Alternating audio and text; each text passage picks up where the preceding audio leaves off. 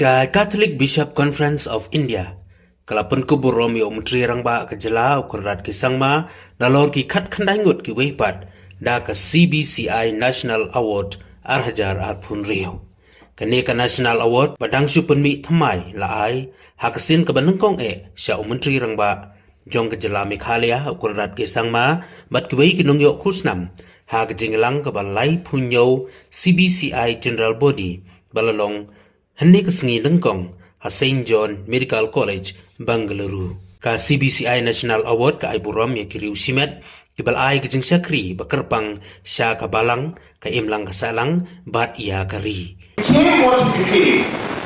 We got an opportunity to also serve the people. Our youngsters who are out here, I want to tell you that you are future. A state like mine has 50% of the people who are younger than the age of 20. 50%. Younger than the age of